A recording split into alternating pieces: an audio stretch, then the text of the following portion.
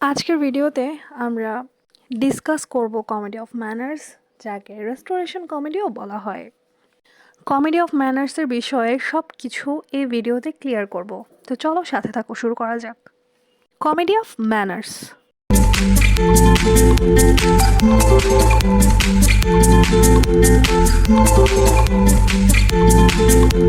Comedy of ম্যানার্সকে restoration comedy বা anti sentimental কমেডিও বলা হয়।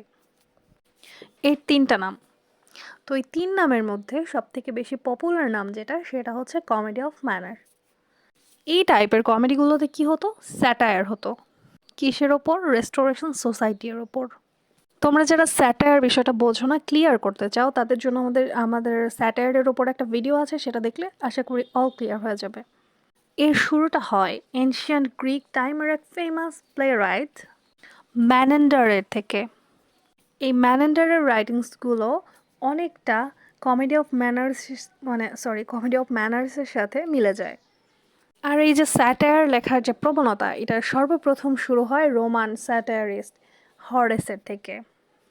আর যদি আমরা ইংল্যান্ডের বিষয়ে কথা বলি, তাহলে ইংল্যান্ডে সর্বপ্রথম কমেডি অফ ম্যানার্সের যে প্লেটা লেখা হয় সেটা লিখেছিলেন শেক্সপিয়ার। কোনটা?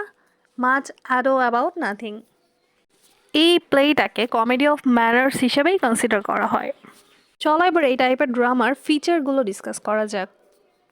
এই টাইপের কমেডির ফেভারিট টপিক হতো ম্যারেজ। আর সেই ম্যারেজও হতো আপার ক্লাস লোকদের ম্যারেজ। এই কমেডিগুলো তোমাদের মতো সাধারণ লোকদের লাইফস্টাইল ম্যারেজ দেখাতে ইন্টারেস্ট ফিল করতো না, তারা আপার ক্লাস লোকদের ম্যারেজ দেখাতেন। ওই টাইমে যে মানুষগুলো নিজেদেরকে সোশিয়ালি সুপেরিয়ার মানত, তাদের hypocrisy, scam, jealousy of people এসব দেখাতেন এই কমেডি। এই টাইপের কমেডিতে বা ড্রামাতে, প্লেতে কমসে কম যতটুকু সম্ভব ফিজিক্যাল অ্যাকশনস অবশ্যই দেখাতো। আচ্ছা, তোমাদেরকে অনেক ইজিভাবে বোঝাই, ঠিক আছে? তোমরা যারা শেক্সপিয়ারের রাইটিংসগুলো পড়েছো, শেক্সপিয়ারের যে প্লেগুলো রয়েছে ফেমাস, তার মধ্যে দেখবা বেশিরভাগেরই থিম কিন্তু লাভ নয়, হিস্ট্রিক্যাল পার্সোনালিটি, এই টাইপের কমেডিগুলো সেরকম লাভ বা হিস্ট্রিক্যাল বিষয়বস্তু নিয়ে লেখা না। এই টাইপের কমেডিগুলো লেখা হতো আপার ক্লাস লোকদের স্টাইল, অলরেডি যা কিছু আমি বললাম সেসব নিয়ে। আশা করছি বিষয়টা ক্লিয়ার হয়েছে তোমাদের কাছে। আর কমেডি অফ ম্যানার্সে উইটি এবং পাওয়ারফুল ডায়ালগ হতো। ডায়ালগের মাধ্যমে হাসানোর চেষ্টা করা হতো, মিমিক্রি করে না বা কোনো উল্টা সিধা কাজ করে না, ডায়ালগসের মাধ্যমে হাসানোর চেষ্টা করা হতো। এরপরের ইম্পর্টেন্ট পয়েন্ট এটা যে এই কমেডিগুলো অ্যান্টি পিউরিটিয়ান কমেডি হতো। অর্থাৎ পিউরিটানরা যে বিষয়গুলোতে বিরোধ করেছিল, ঠিক আছে, সেই সব বিষয়গুলো এই কমেডি অফ ম্যানার্সে লেখা হতো। লাইক সেক্স, ভলগারনেস অথবা লাক্সারিয়াস স্টেজ, এগুলো ব্যান করেছিল পিউরিটিয়ানসরা। তো এরা এই বিষয়গুলোতেও লিখত কমেডি অফ ম্যানার্সে। কিন্তু এরা যে পিউরিটানদের বিরুদ্ধে লিখছে, তাদের যেগুলো ব্যান করেছে সেসব বিষয়ে লিখছে, তো তাদের তো একটা সাপোর্ট দরকার, তাই না? তাছাড়া এত বড় যারা হচ্ছে ক্যাথলিকদের বিরুদ্ধে দাঁড়িয়ে গেল, অর্থাৎ পিউরিটান ওই টাইমে বেশ শক্তিশালী ছিল, তাদের সময় তাদের বিরুদ্ধে লিখছে, তো তাদের তো একটা সাপোর্ট দরকার, তাই না? তাদের সাপোর্ট কে করছিল?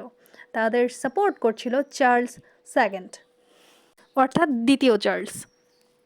কারণ রাজার সাপোর্ট ছাড়া এসব বিষয় সম্ভব ছিল না। আর রাজা দ্বিতীয় চার্লস উনি ছিলেন একজন ক্যাথলিক, যার কারণে প্রোটেস্ট্যান্টদের সাথে তাদের ঝামেলা লেগেই থাকতো সবসময়। এইসব ড্রামাটিস্টদের যিনি সব থেকে বড় ইন্সপিরেশন ছিলেন, তিনি হচ্ছেন বেন জনসন, যিনি এদের পূর্বের এইজে স্যাটায়ার লেখা শুরু করে দিয়েছিলেন। আর উনি কমেডি অফ হিউমার্স টাইপের কমেডি লেখা শুরু করেন। আর সেখান থেকে ইন্সপিরেশন নিয়ে এরা কমেডি অফ ম্যানার লেখা শুরু করলো।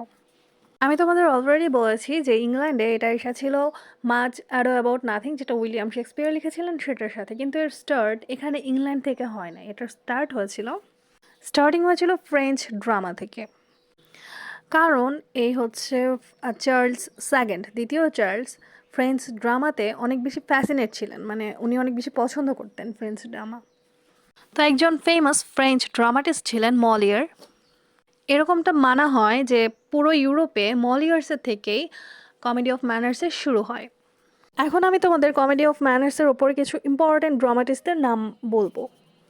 সবার প্রথমে বলা যায় অলিভার গোল্ডস্মিথ এবং রিচার্ড শেরিডানের কথা। এরকমটা মানা হয় যে এরা দুজন মিলে কমেডি অফ ম্যানার্সকে রিভাইভ করেছিলেন। এই ড্রামাটাকে সবথেকে বেশি ডমিনেট করেছিলেন যারা, উইলিয়াম ওয়াইচার্লি আর উইলিয়াম কংগ্রেভ।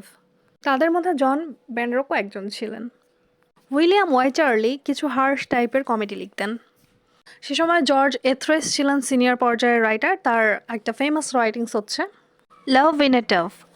আর উইলিয়াম ওয়াইচার্লির ফেমাস রাইটিং হচ্ছে দ্য কান্ট্রি ওয়াইফ আর দ্য প্লেইন ডিলার। এরপরে উইলিয়াম কংগ্রেভ, ওনার ফেমাস একটা রাইটিং হচ্ছে the way of the world. Comedy of manners যারা লিখতেন তাদের যে স্টোরিতে মেইন লোকেশন হতো সেটা হতো লন্ডন।